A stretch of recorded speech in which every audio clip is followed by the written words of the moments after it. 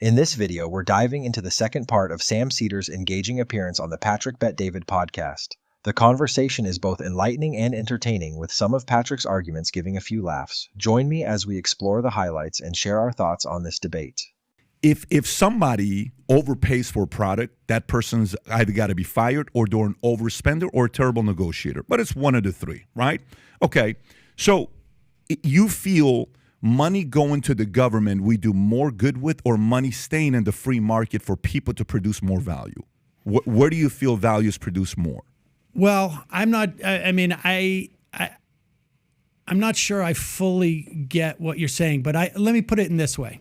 It's a very simple okay. question. Well, I want it to be clear. Let me make it a little bit more concrete. Yeah. So you guys know that the biggest part of the budget, more or less, is Social Security and Medicare, right? And Medicaid, yeah. And Medicaid. Entitlement programs. Yeah, you can call them entitlement programs. They are, I call them social insurance programs, because Tomato. That's what they really are. That's 90% of the budget, I want to say. No, the military is about $850 billion. Social Security is like $1.7 trillion.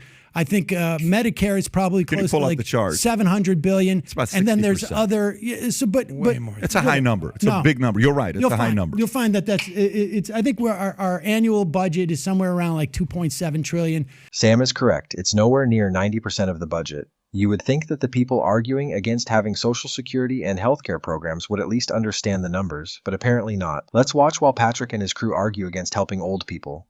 Social Security, Medicare, the two biggest things that the government does are wildly popular.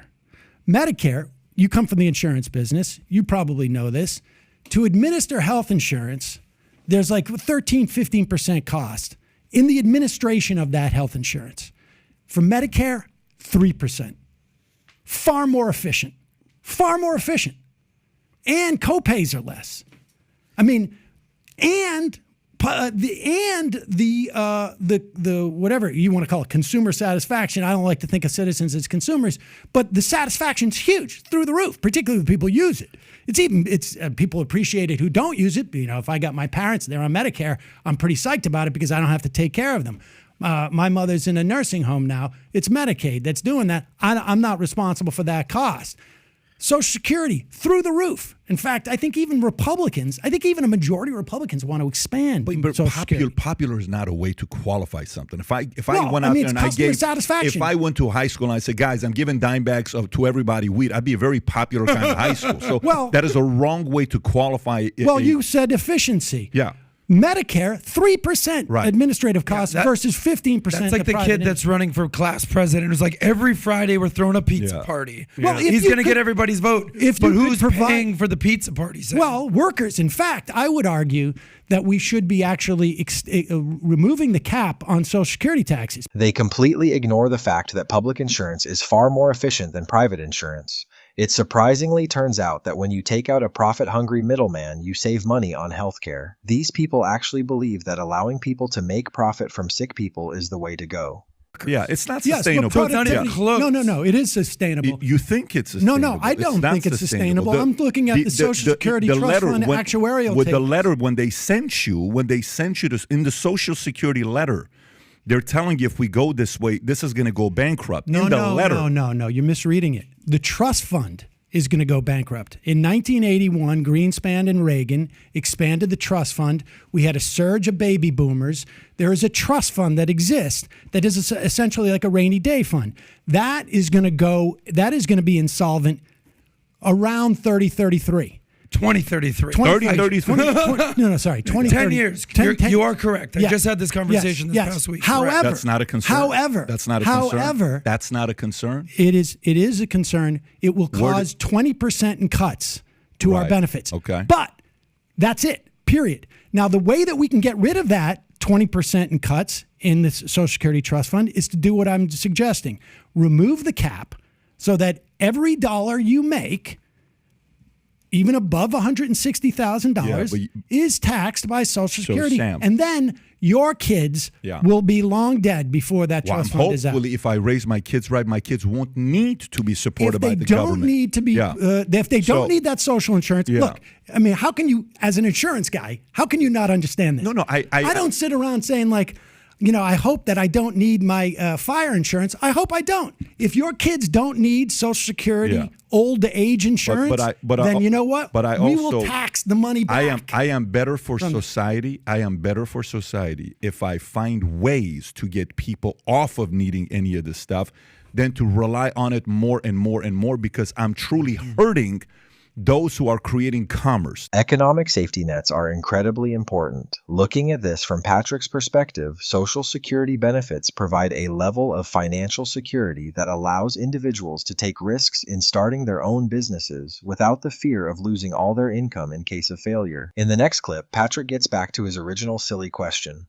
You still haven't answered my question. Let me go back to the question to you. So, does money going in free market create more value, or money going to the government create more value for people? Explain to me what you mean by value. Okay, so value to me is, if I can give money to free market and lower taxes where they can go create more jobs, more opportunities, is that better for us long term, or is it better for us to raise taxes, to take away incentives and give that money, tax money, goes to politicians to make decisions what to do with the money?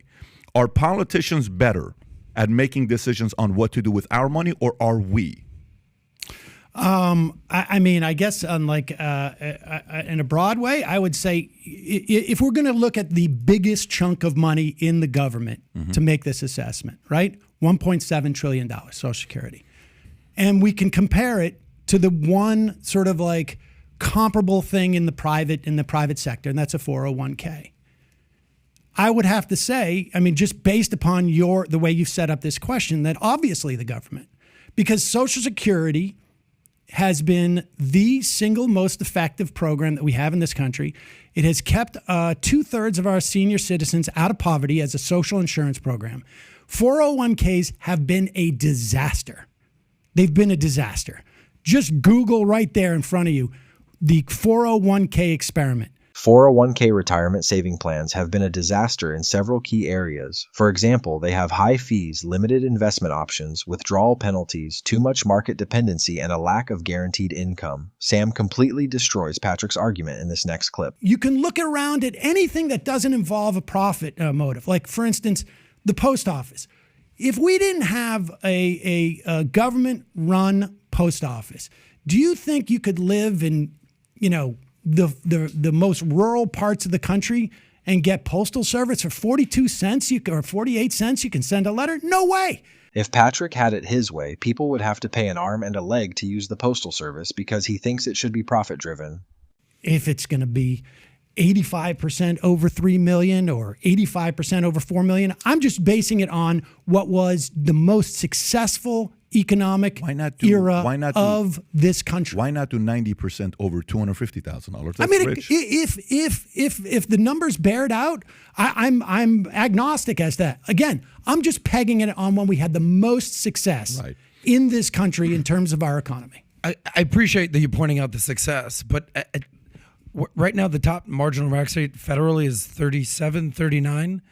Okay, you do realize how shocking it is to say, all right, rather than go from 37 to 39, how about 40? How about 50? How many? You want to go to 90? How many people do you assume? How many people do you assume would be touched by that tax? Would be implicated? Top 1%.